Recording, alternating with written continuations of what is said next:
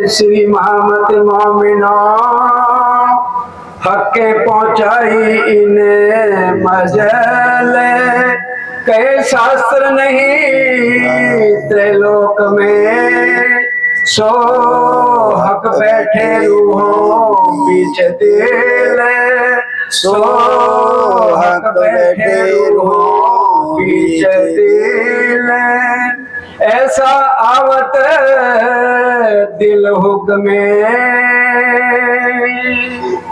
प्रणाम फरमाई मेहरबान प्रणाम। ऐसा आवत दिल हुक्म वे पार ब्रह्म परमात्मा क्षति धाम के दिलसी राज्य महाराज अपनी बनवत यमुनाओं को जो इस मायावी जगत में सुंदर साथ के नाम से शोभायमान है, इस मायावी जगत को देखने के पूर्व हम अपने मूल घर परम नाम में पार ब्रह्म परमात्मा क्षत्र परमात्माओं को हर क्षण हर पल अपने इश्क में गट रखते, अपने आनंद में मस्त रखते। हम ब्रह्मात्माओं के ऊपर इतनी मेहर इतनी दया इतनी कृपा करते थे। मेहर शहर के पाठ में चपाई आती है, जो मेहर ठाड़ी रहे तो मेहर मापी जाए, मेहर पल में बड़े पूर्वनी सुखों मेहरे मेहर मपाए।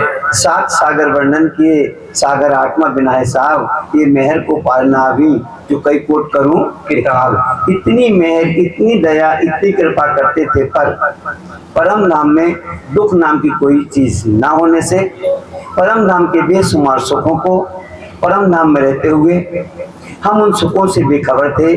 रूहें बेन्यास थी बीच वकावारे हजार, आप ना जाने रस की शायबियां अपार। उसी आनंद को बताने के लिए उन्हीं इश्क के आनंद की लीला का अनुभव कराने के लिए पार ब्रह्म परमात्मा क्षतित ने हम ब्रह्मात्माओं को कार्याकार बनाकर इस मायावी जगत में बैठाया।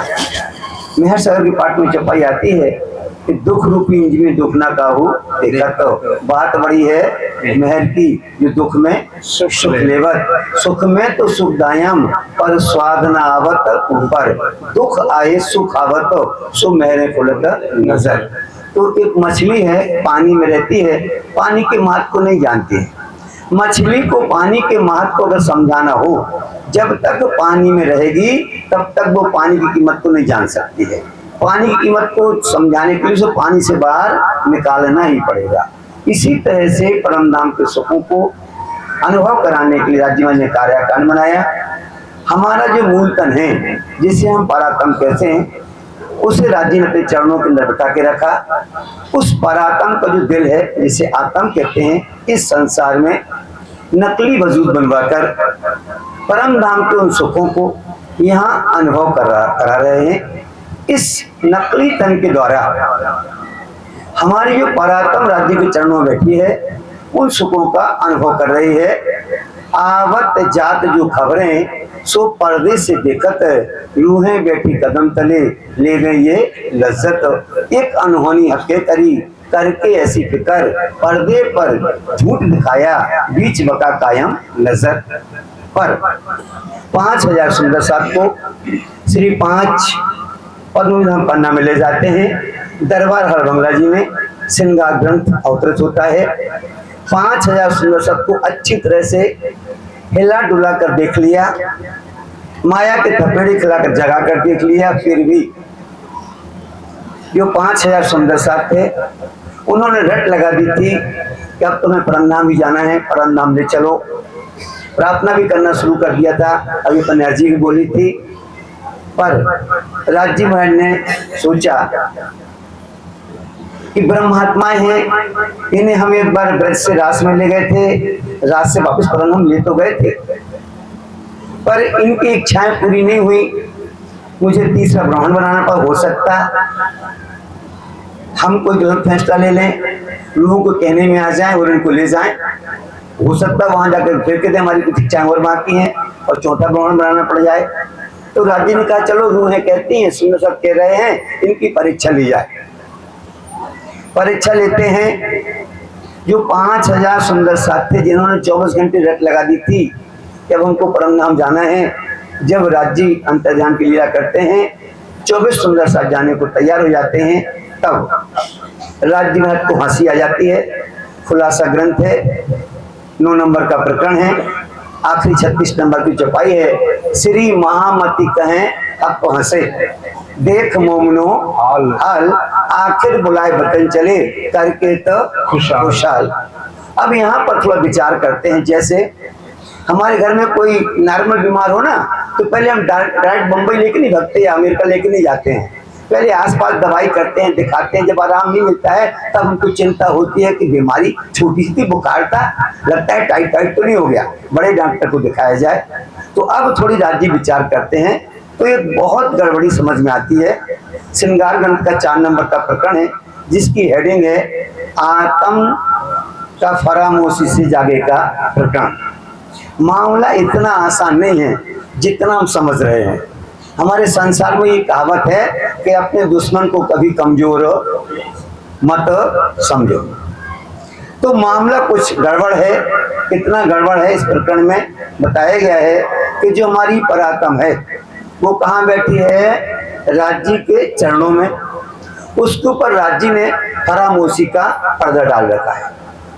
जो आत्म जिसने नकली तन धारण किया है, जो परम धाम के सुखों को अनुभव करने के लिए आई थी, उस आत्म ने संसार के सुखों को देखा, संसार के सुखों को देखकर संसार के सुखों को सत्य मान लिया और उसमें इतनी लिप्त हो गई, इतनी लिप्त हो गई कि उसके ऊपर संसार का इतना नशा चढ़ गया, इतना नशा चढ़ गया है, इस झूठे संसार को तो सत्य मान लिया है। अब उसे अपने मूल सुखों की सुध भी नहीं है, जानकारी भी नहीं है। तो देखते हैं कि पराक्रम के ऊपर जो फरामोशी पड़ी है, ट्रीटमेंट उसका करना है।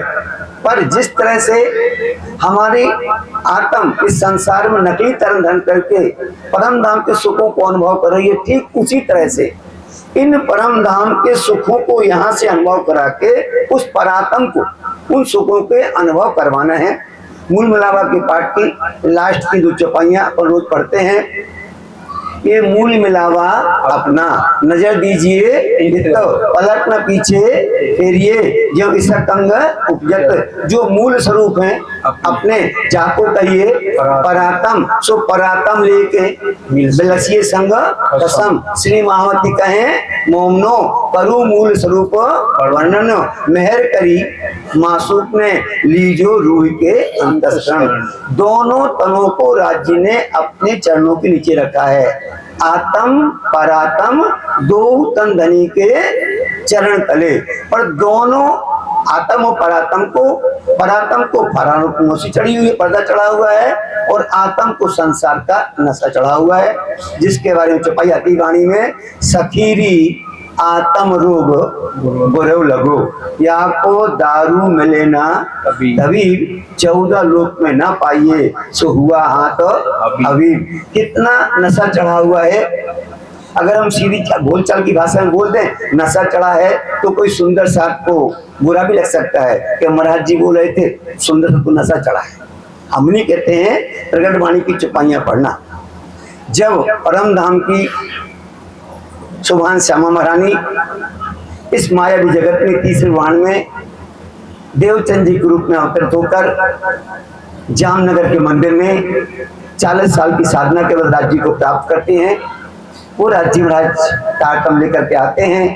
तारतम ले श्री राज पधार्या देव सर्वने जान लेकर के आते हैं। फिर प्रगट वाणी चौपाई आती है, पिया जी की अति प्रसन्न 3 बेर दिए दर्शन, तारतम बात बतन की कही, धरियो नाम बाई सुंदर, दया करी अति घनी, अंदर आए के बैठे धनी, दियो जो खोले दरबार, दिखाया सुनने के पार के पार, ब्रह्म सृष्टि में सुंदर भाई ताको धनिये यही बड़ाई। सुंदर भाई तुम्हारे साथ ब्रह्मात्मा खेल में आई है, ये तारतम लो, अपनी ब्रह्मात्मा को लाल प्यार करके जगा करके ले आओ।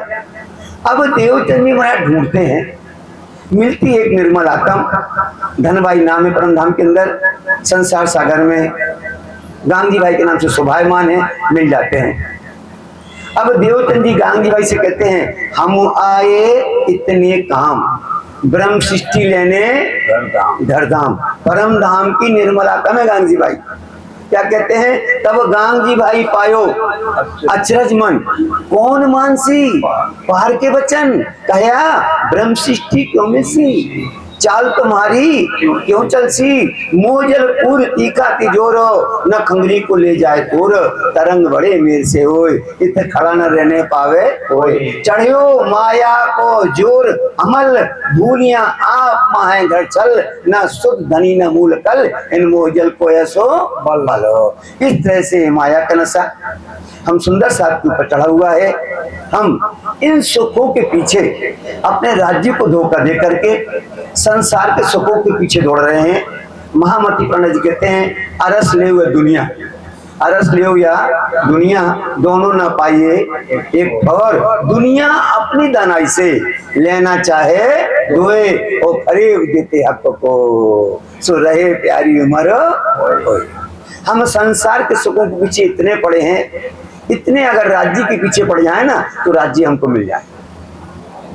हम संसार के सुखों के पीछे जितने दौड़ रहे हैं ना, मैं नहीं कहता हूं, किरंतन किताब का 132 नंबर का प्रकरण है, 5 चौपाई का रोज पढ़ा करो। अंदर नाही निर्मल फिर नहावे, उसके बाद में चौपाई आती है, तू आपे न्यारी होते पीऊ नहीं तुझसे दूर पर्दा, तू ही करत है अंतर नहाड़े, जैसा बाहर होते तैसा होवे माहे दिल तो पीऊ, देखे न न्यारा नहीं रहो माहे हिल मिल। पर हमने इस संसार के नशा में आकर इसको सत्य मान लिया है और हम इसी में लिप्त हैं, जिसके लिए महामती पंडित जी सर्वप्रथम रास रंग के पहले प्रकरण में वर्णन करते हैं। उपनी छे मूल धनी तकी मुनि जन्य मनाव्या हार, शिव ब्रह्मादिक नौला है पार, सुख सन का दिखने नौटली, लक्ष्मी नारायण ने फरी बली, विष्णु बैकुंठ लीला माँ है, सागर से करना मुग्धा कहें, कि पर सुख हूँ गीजा नाम ते कहना ले हूँ। पूरा वर्णन करके बता दिया। प्रकाश हिंदुस्तानी का 2 नंबर का प्रकरण है, 16 नंबर की चौपाई में तो स्पष्ट कह दिया है, एणे देखत ही पर ये दुख में, एणे देखत ही पर ये दुख में, ब्राद को ऐसो रचियो रोग, छुटकाए छूटे नहीं नाही न देखन जोग। ये संसार देखने के काबिल भी नहीं है, जिसमें हम इतने रचे बच्चे हैं कि अपने धनी को छोड़ करके संसार के सुखों के पीछे दौड़ रहे हैं। बीतक तो हर साल सुनते हो, सर्वप्रथम परम धाम की कर्णावती बाई की आत्मा निर्मल आत्म जयराम भाई कंसारा के नाम से शोभायमान है। दीप बंदर के अंदर बीतक में चुपाई आती, राज्य कहते हैं, धाम धनी सुख छोड़ के, धाम धनी सुख छोड़ के, चचोरत ठौर मुर्दार, और कब तक कांसा कूटेगा और कब तक होएगा पार। एक चौपाई सुन करके कर्णावती की आत्मा रोने लगी, उसको रोना आ गया और उसकी आत्मा जागृत हो गई।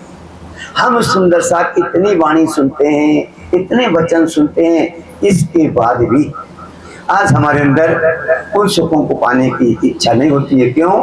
कि जो हमारी परात्म बैठी है उसके ऊपर तो फरामोशी का पर्दा पड़ा हुआ है, और जो आत्म है उसे संसार का नशा चढ़ा हुआ है।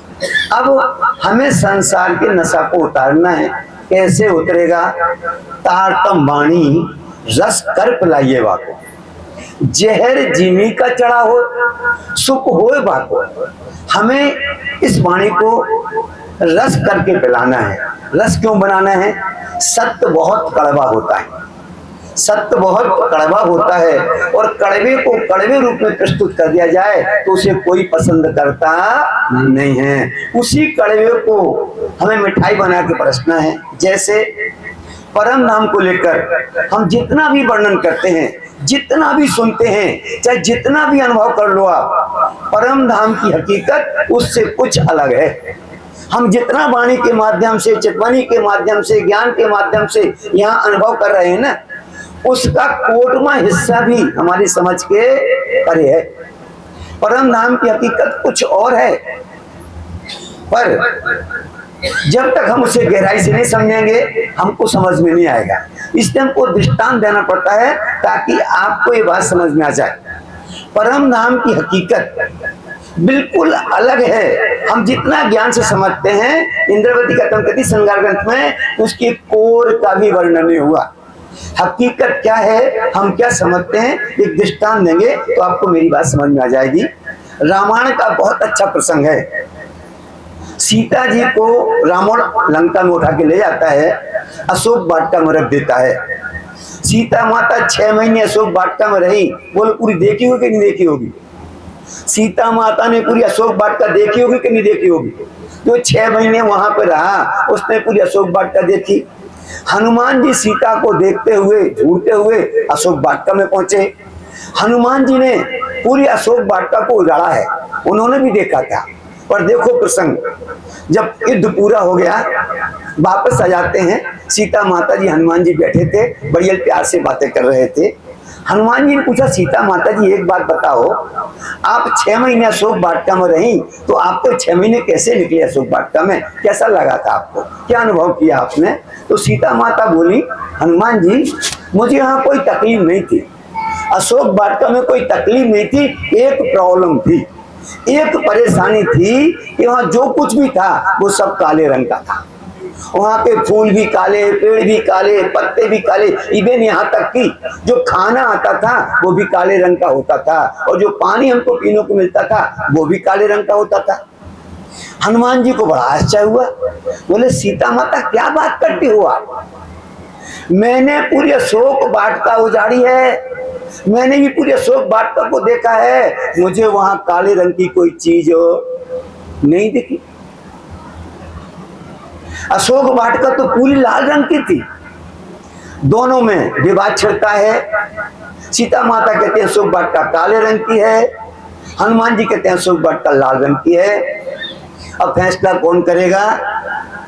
दोनों रामचंद्र जी के पास पहुंच जाते हैं। रामचंद्र जी देखते हैं एक तरफ धर्म पत्नी है, एक तरफ ही परम भक्त है। अगर मेरा फैसला भक्त के फेवर में चला गया तो एक को मनाओ दूजा रूठ जाता है, पत्नी को बुरा लग जाएगा। अगर मेरा फैसला कहीं पत्नी के पक्ष में चला गया तो मेरा परम भक्त हनुमान, उसे बुरा लग जाएगा। तो हनुमान जी ने क्या सोचा, इस फैसले से बचना चाहिए। रामचंद्र जी ने सोचा ये फैसला हमको नहीं करना है। तो रामचंद्र जी ने हाथ जोड़े, बोले आपने अशोक वाटिका देखी? सीता जी आपने देखी है? हनुमान जी आपने देखी है? मैं तो अशोक वाटिका में गया ही नहीं, मैं तो युद्ध में लगा रहा, मैंने देखी नहीं कि काली थी कि लाल थी। मेरे गुरु जी के पास चलना पड़ेगा।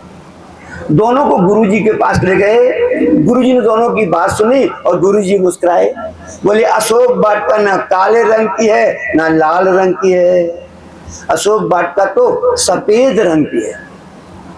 दोनों को बड़ा आश्चर्य हुआ कि 6 महीने मैंने देखी, मुझे काली दिखी, हनुमान जी कहते मुझे लाल दिखी, और गुरु जी एक नई बात बता रहे हैं सफेद रंग की।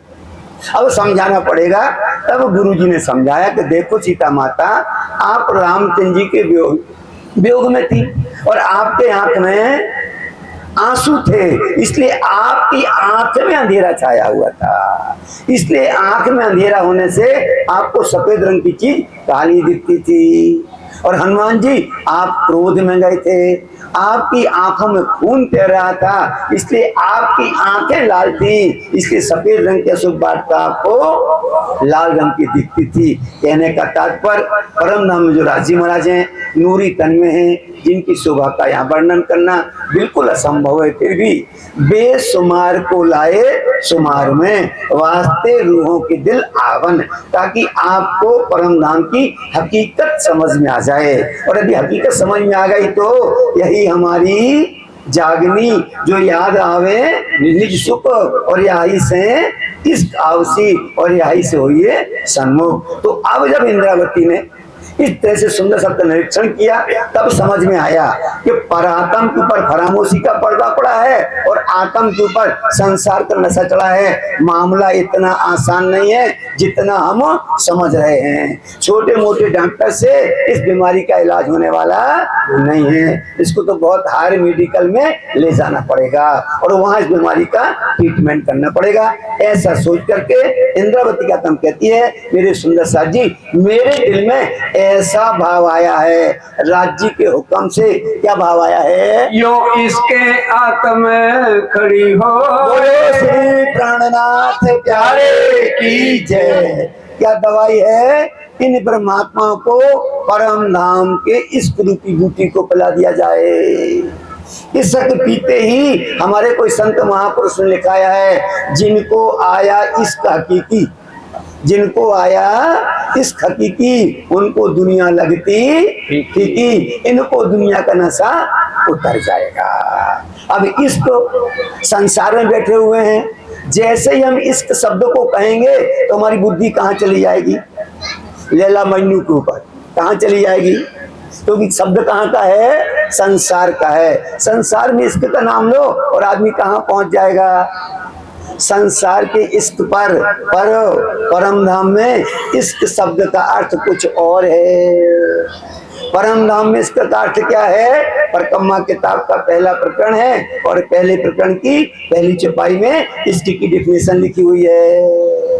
अब करूं इसक की बात, इसक शब्दातीत साक्षात, जो कदी मैंने आवे शब्द तो 14 तबक करे रद्द। इनको राज्य का वो इश्क जिसको रूहें जानती नहीं थी, रूहें बेनियाज थी, बीच बका 12,000, आप ना जाने रस की साहिबियां पार। मैं दिखाऊं अपनी साहिबी और दिखाऊं उतना इश्क, रूहें जानत नहीं मुतलक। इनको वो इश्क रूपी दवाई पिला दी जाए, इस दवाई पीते ही संसार का नशा उतर जाएगा। जब हक सूरत दिल में चुभे, प्राणनाथ प्यारे की जय। पर हमारे जो राज्य महाराज की सूरत है कितने सुंदर है। रोज स्वरूप में पढ़ते हो, स्वरूप सुंदर संकुल सकोमल, रूह खोल देखने ना नूर जमाल, फेर फेर महबूब आवत हृदय, किया किन्ने तेरा कौल फैले हाल। तो हमारे जो राज्य हैं उनकी सुंदरता कैसी है ये समझ में आ जाएगा। तो फिर संसार में भी होता ना, आजकल हमारे जमाने में था, आजकल चलता है, अभी कहीं शादी की बातचीत करके जाओ ना, कर निकले जाओ तो पहले लड़का कहता फोटो देखेंगे लड़की की, लड़की कहती लड़की के फोटो देखेंगे और सुंदर है तो पसंद आ गया तो शादी हो गई। तो राज्य कैसे हैं? हमारे सुंदर हैं। तो वो राज्य कितने सुंदर हैं, कहते वो सूरत अगर हमारे हृदय में संसार में इस नकली तन में चुप जाए, जो भी अंग जिस अंग की शोभा आपको यहाँ समझ में आ गई, राज्य के नख का वर्णन अगर समझ में आ गया तो परम धाम में जो परात्म बैठी है उसका जो नख है ना वो फंक्शन में आ जाएगा, उसकी फरामोशी उड़ जाएगी। इसीलिए रास ग्रंथ के श्रृंगार किताब के 4 नंबर के प्रकरण में भूमिका बांधते हुए 5वें नंबर के प्रकरण से राज्य का नक्श से लेकर के सिख तक का इतना बारीकी से इतना अच्छा वर्णन किया है कि हमको राज्य के अंग, एक प्रत्यंग, एक बस्तर, एक एक आभूषण की शोभा हमारे हृदय में बच सकती है। आवश्यकता है हमें उस ज्ञान को बहुत गंभीरता पूर्वक विचार करने की। ये निधि निर्मल अति घनी, ये निधि निर्मल अति घनी, दिए साथ ने साथ कोमल चित्त कर लीजिए, जेम हृदय रहे निर्धार। राज्य की शोभा को, उनकी वस्त्रों की शोभा को, उनके आभूषणों की शोभा को वाणी के माध्यम से, चर्चनी के माध्यम से, ज्ञान के माध्यम से हमको यहाँ समझना है और समझ करके इस तन को पिलाना है, इस नकली तन को पिलाना है। जितनी दवाई इसको पिला लोगे असर कहाँ को होना है। शायद हमने एक बार और चर्चा की थी रतनपुरी के मंच पर, आप लोगों को बताया था हमारे कान में एक बीमारी होती है, कान के पर्दे में छेद हो जाता है। हम कान के डॉक्टर को दिखाने जाते हैं तो कान का डॉक्टर हमको लिक्विड दवाई देता है और बोलता है कान में कोई लिक्विड डालना नहीं। वो दवाई कहाँ डालना है? 2-2 बूंदा नाक में डालना है और इफेक्ट कहाँ पे होना है। इसी तरह से ये परम धाम के आनंद इस नकली तन को इस संसार में अनुभव करवाना है। सुख लेने को आए हो, नहीं भेजे शोभन को। परम धाम के उन सुखों को इस तन के द्वारा हमें यहाँ पर अनुभव करना है। राज्य की शोभा को, राज्य के श्रृंगार को, उनके परम धाम को हमें इस नकली तन को दवाई बना के घोंट घोंट के पिलाना है। जिस दिन हम उसको पीना शुरू कर देंगे, दवाई हमारे अंदर जाएगी, संसार का नासा उतरेगा और परम धाम की फरामोशी भी उतरती जाएगी। इसलिए इस नकली तन को जो संसार में है, राज्य के अंग प्रत्यांग वस्त्र आभूषण की शोभा, इसके हृदय में समाहित करना है। तब रू जागी देखो सोए, तब समझ जाना, कब जिस इस तन को, नकली तन को परम धाम की शोभा समझ में आ जाए और इसके मोह से निकले, आहा इतना अच्छा परम धाम, इतने अच्छे राज्य, हमको कब मिलेगा वो परम धाम, कब मिलेंगे धनी। जिस दिन आपके अंदर ये भाव आ गया, समझ लो उसी दिन आपकी जागनी होना शुरू हो जाएगी। अक्षुरत वस्त्र भूषण, बोलो श्री प्राणनाथ प्यारे की जय। तीन चीजों के बीच में निर्णय करना बहुत टिपिकल काम है। इसी श्रृंगार ग्रंथ के अंदर 22 नंबर का प्रकरण है, 144 नंबर की चौपाई है कि निर्णय करना अरस का, तेने में भी हक जातो, इत नूर अकल क्या करे, जित लुदन्नी गोते आतो। इंद्रावती की आत्म कहती है, राज्य के अंग, राज्य के वस्त्र और राज्य के आभूषण, इन तीनों को समझाने के लिए अलग अलग वर्णन करना पड़ेगा।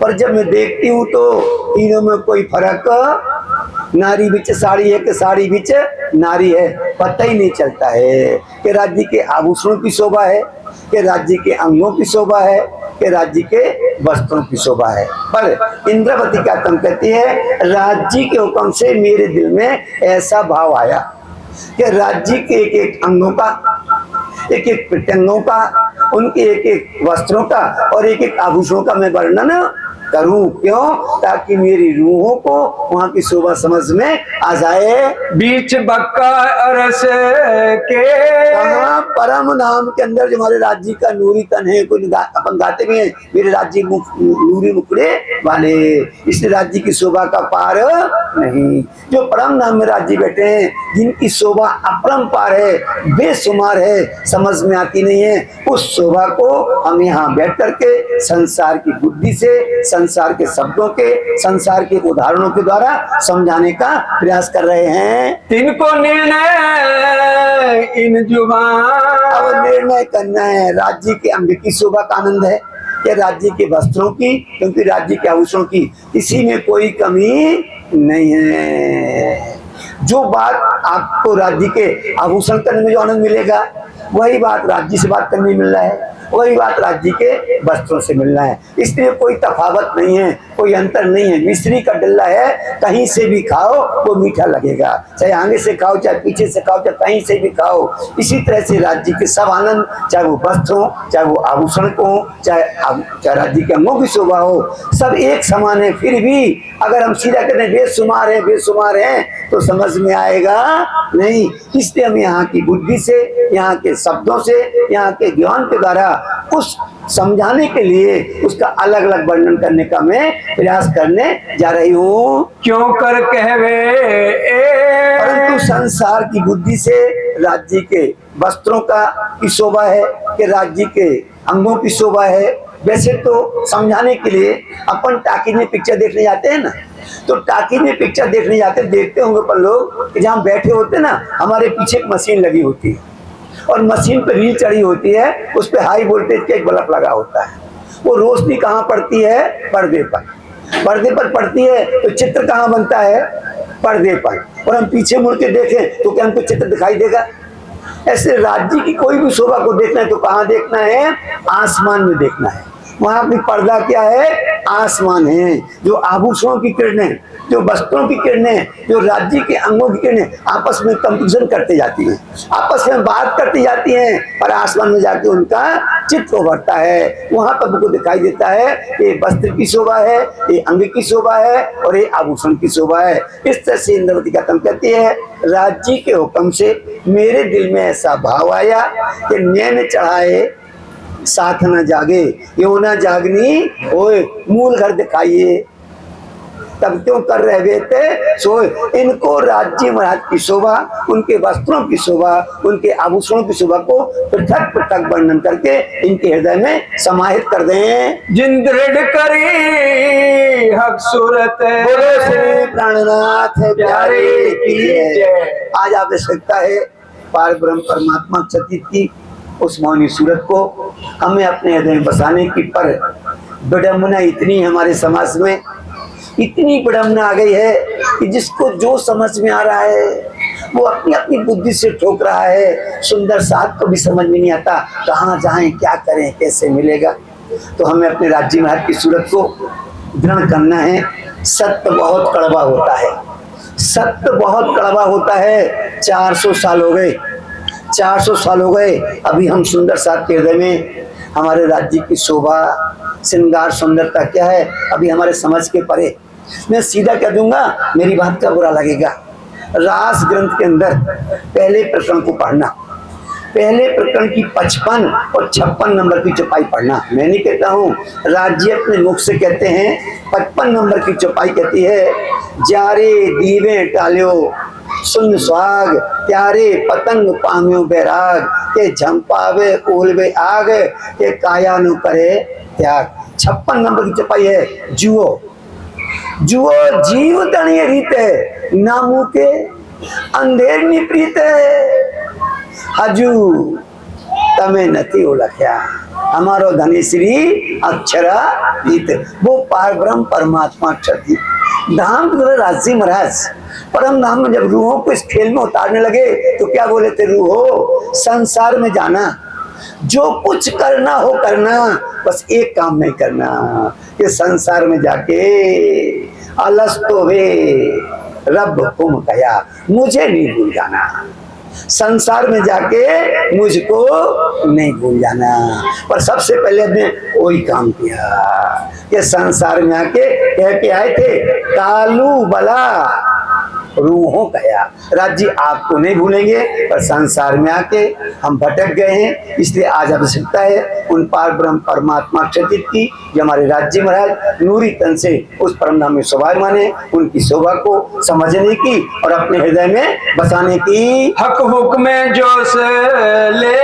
इंद्रवती का तम कहती है, संसार के शब्दों से राज्य के अंगों का वर्णन मैं नहीं कर सकती हूँ, क्योंकि श्रृंगार किताब के 22 नंबर के प्रकरण में आगे इंद्रवती का तम कहती है कि मैं लीक में रही अटक, राज्य के चरणों की लीक में इतना आनंद है कि इस लीक का वर्णन करने जाती हूँ तो मेरा समगन भाई सो क्या गावे, मैं उस लीक में डूब जाती हूँ, उस अंग को छोड़ करके दूसरे अंग में जा सकती नहीं हूँ। पर जब हक दे गए मदद, जब राज्य मदद करते हैं, तब एक अंग को छोड़कर मैं दूसरे रंग का वर्णन करने के लिए जा सकती हूँ। इंद्रवती का तम कहती, सुंदर साथ जी हमारे जो राज्य हैं, नूरी मुखड़े वाले हैं, जिनकी शोभा अपरंपार है, उस शोभा को आप सुंदर साथ के हृदय में समाने के लिए राज्य ने मुझे हुक्म किया है। राज्य के हुक्म से, राज्य के जोश से मैं उस वर्णन को हूबहू करने का प्रयास करने के लिए जा रही हूँ। और उस चीज कही सो मेहर से, और परम नाम की जो भी वर्णन की है, इसी रास के श्रृंगार किताब का 4 नंबर का प्रकरण जो चल रहा है, इसकी 12 नंबर की चौपाई पढ़ लेना। इसी प्रकरण की 12 नंबर की चौपाई पढ़ना।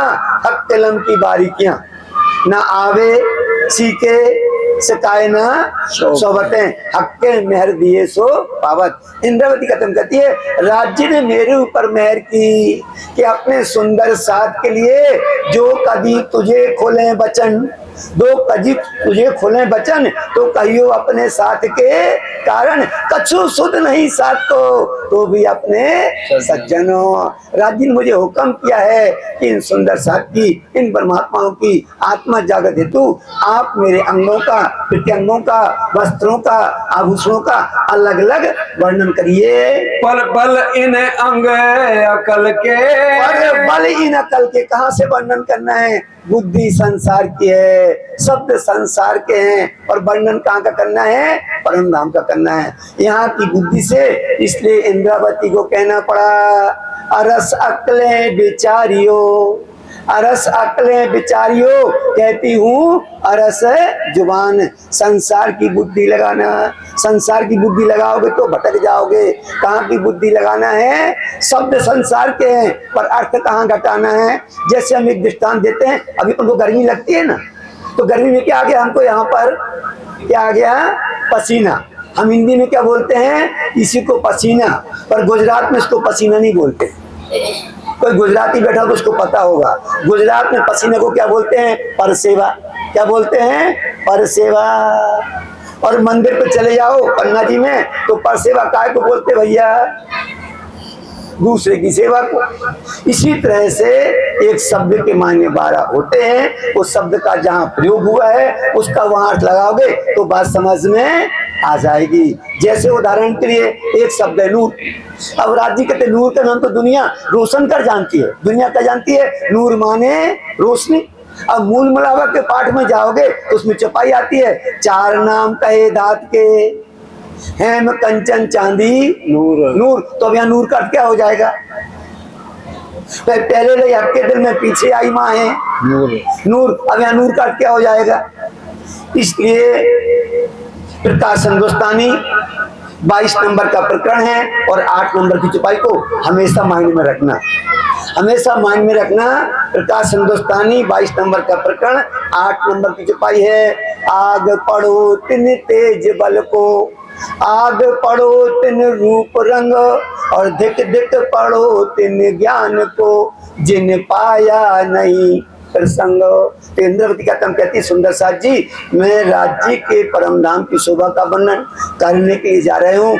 बुद्धि यहाँ की है, ज्ञान यहाँ का है और शब्द संसार के हैं, पर वर्णन में परम धाम का कर रही हूँ। जो वचन जुबान कहते हैं, खुलासा कर दिया यहाँ के शब्दों से, यहाँ की बुद्धि से जो मैं वर्णन करने जा रही हूँ। राज्य की शोभा तो उससे कई करोड़ गुनी ज्यादा है, पर रूहों को समझ में आ जाए। अगर बेशुमार बेशुमार कहते रहेंगे तो आपको समझ में नहीं आएगा। इसलिए मैं संसार की बुद्धि से, संसार के शब्दों से राज्य की शोभा का जो वर्णन करने के लिए जा रही हूँ, उस पे कोर्ट में हिस्सा की वर्णन नहीं हो सकता है। हिस्सा कोट माना पहुंचे करोड़ को। बोलो राज्य की शोभा कितनी होगी? कई करोड़ गुनी शोभा ज्यादा है। जिस तरह से हम सूरज को देखते हैं ना, सूरज में कितना तेज है। सूरज के भी नाक है, कान है, आंखें हैं, मुकुट है, रथ पर बैठा है, घोड़े हैं, पर क्या आपको नाक दिखाई देती है? कान दिखाई देते हैं, दांत दिखाई देते हैं? सूरज में इतना तेज है, राज्य में कितना तेज है। योग माया के प्रकरण 7 नंबर के प्रकरण चौपाई आती है कि एक नख की ज्योत टणी कई सूरज दम्बाए। परम धाम में जो राज्य का नख है उसमें इतना तेज है कि संसार के करोड़ों सूरज एक नमूने के लिए बताया है कि इनकी भी रोशनी फीकी पड़ जाएगी। तो सोचो राज्य में कितना तेज होगा, कितना आनंद होगा। इंद्रवती का तम कहती है मैं वर्णन कर रही हूँ राज्य के हुक्म से, ताकि आपको समझ में आ जाए। और जो वर्णन कर रही हूँ वो वर्णन वहाँ परम धाम में यहाँ से करोड़ गुना ज्यादा है। पहुंचे न जिमी जरे को, राज्य का मत छोड़ो, जमी बोलते हैं परम धाम की जमीन को, जर्रा बोलते हैं कण को। परम धाम के एक कण का भी आगे संगातता में लिखा है, जो खम्भों के ऊपर बेल बूटे बने हुए हैं ना, अगर मैं एक पत्ते का वर्णन करने चली जाऊँ ना तो इंद्रवती कहते हैं बीत जाए सारी उम्र।